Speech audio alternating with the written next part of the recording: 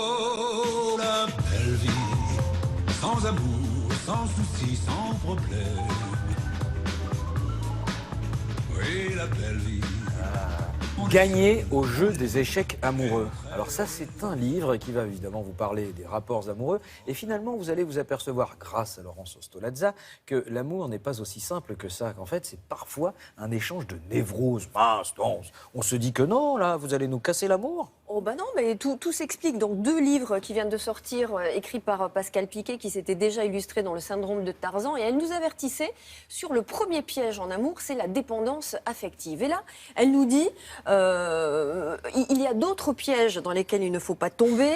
Elle a pris la métaphore des échecs amoureux avec les pions qui sont certains personnages, les rois, les reines. Et elle nous donne le secret pour être un couple équilibré, égalitaire, où il n'y a, attendez, ni frustration, ni sacrifice. C'est ça qui est intéressant. Elle nous alerte aussi sur ce qu'elle appelle les trous noirs affectifs, des gens qui prennent sans jamais rien donner. Elle nous dissuade aussi de devenir ce qu'elle appelle un desperado.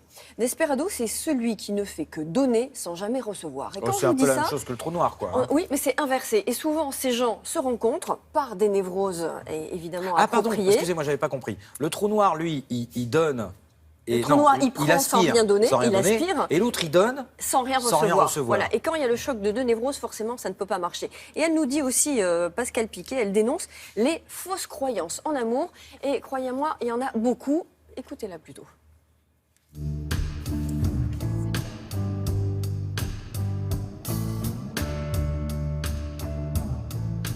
Un roi ou une reine, c'est une personne qui s'aime et qui prend soin d'elle. Ce sont des gens équilibrés. C'est ainsi que je symbolise les personnes sur l'échiquier qui sont aptes à croiser la bonne personne pour eux. En fait, quand on est en déséquilibre affectif, on va se mettre à tout donner à quelqu'un pour acheter son amour. Et je l'appelais le desperado.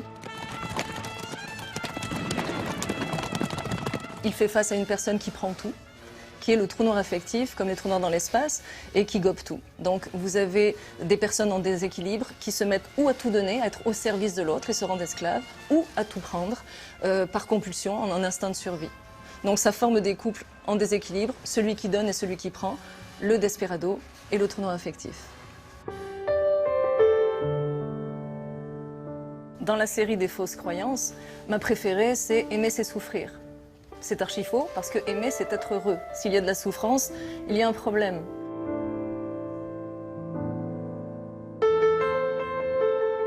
Ensuite, une autre fausse croyance, et là, ça va défriser plus d'une personne, je suis contre les sacrifices, compromis et concessions. On a tous entendu qu'il fallait en faire, eh bien, ça nous fait tomber dans une relation perdant-gagnant. C'est-à-dire que si on fait des sacrifices, des concessions et des compromis, on ne se respecte pas.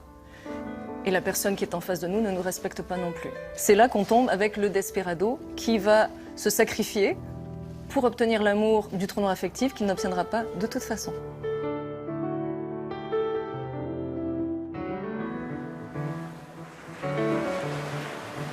Les extrêmes satires, je l'aime beaucoup aussi. C'est-à-dire que comment peut-on envisager que quelqu'un qui aime la campagne puisse s'acoquiner à quelqu'un qui aime la montagne ou la mer, que quelqu'un qui serait économe pourrait envisager d'être avec quelqu'un de dépensier. Ça n'est pas complémentaire du tout, en fait. On devient adversaire. En fait, les extrêmes satires, c'est parce que c'est la névrose qui fait le casting et on va s'attirer par même niveau de névrose, donc de déséquilibre, mais pas du tout par même niveau d'équilibre.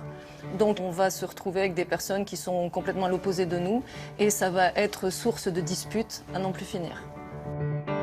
Si vous voulez être heureux en amour, choisissez la même personne que vous, c'est-à-dire une personne qui a les mêmes croyances, qui a la même vision du couple et puis qui a des habiletés différentes. Mais il faut être sur le même registre de croyances, de valeurs, de notions de couple, la même volonté de construire une famille dans le même sens. Et là, on s'entend. L'amour, c'est fondé sur quoi? C'est fondé sur le crack. Qu'est-ce que j'entends par là? Confiance, respect, admiration, complicité. C'est énorme. Confiance, C'est énorme. respect, admiration, complicité. Oui, Quand non, mais vous elle a quand même évaluez... dit l'amour c'est fondé sur le crack. Oui, mais c'est C à la fin, c'est pas Ouais. CK. Donc Ouais. c'est pas une drogue. On dit que la drogue est une, l'amour est une drogue douce. En l'occurrence, il s'agit d'admiration, de complicité. Il n'y a pas d'amour inconditionnel, nous dit Pascal Piquet, parce que l'amour inconditionnel, en fait, c'est une notion très judéo-chrétienne. En fait, donner de l'amour sans recevoir, avoir mal quand on est amoureux, sacrifier son bonheur Ah, vous aimez pas pour avoir le mal, bonheur vous. de l'autre. L'amour durable, dit-elle, doit être gagnant-gagnant. Non, une vraie relation, c'est un don et un contre-don. C'est l'objet même de la relation. Oh, un petit coup de martinet de C'est temps pas en temps. moi qui l'ai dit, hein. c'est Didier Mauss. D'accord, parfait. Oui. Bon, et